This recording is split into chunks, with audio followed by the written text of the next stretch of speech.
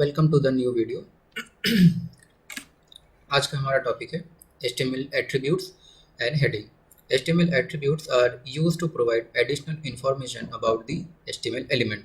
जो एलिमेंट्स हम यूज़ करते हैं, for example H1, H2, H3, p tag, div tag, section, nav bar, इन सब चीज़ों के बारे में एडिशनल इंफॉर्मेशन देना, जैसे क्लासेस हो गया, आईडी हो गया, इनको टैग करके हम CSS के अंदर और एडिशनल इंफॉर्मेशन इसको हम प्रोवाइड कर सकते हैं, जिसको एट्रीब्यूट्स कहा जाता है।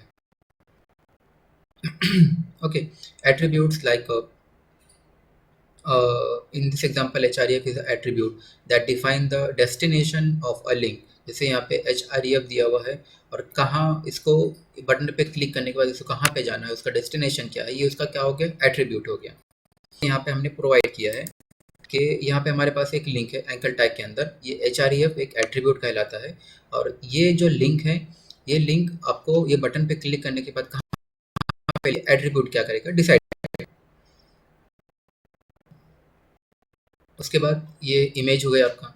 सो ये जो src है, ये src भी एक क्या है, एट्रीब्यूट है। किस तरीके से कि आपका सोर्स फाइल बताता है कि कहाँ से आपका इमेज आ रहा है, लिंक से आ रहा है कि डायरेक्टली आपका image. Now, HTML also included global attribute that can be used with almost any element.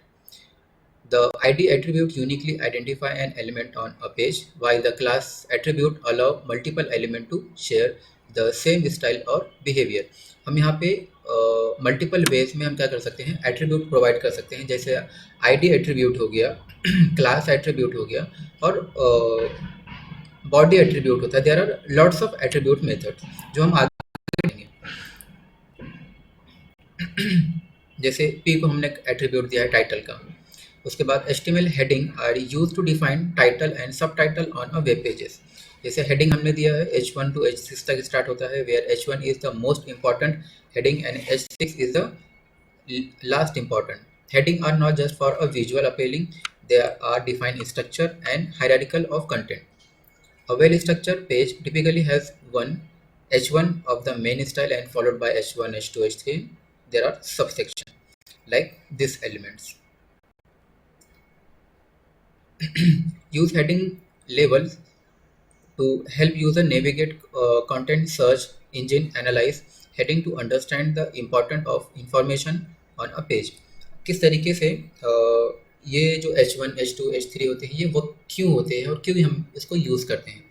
तो ये जो कंटेंट होता है उसका लेयर बताने में हमें हेल्प करते हैं कि कौन सा मेन हेडिंग है, कौन सा सब हेडिंग है, कौन सा उसका सब हेडिंग है, कौन सा पैराग्राफ है, कौन सा इंपॉर्टेंट है, कौन सा इंपॉर्टेंट नहीं है। ये सारी चीज़ें हमें डिफाइन करने में ही हेल्प करती हैं। इसलिए हम हेडिंग का, सब हेडिंग का, पैराग्राफ का, इन चीज़ों का यूज़ करते हैं।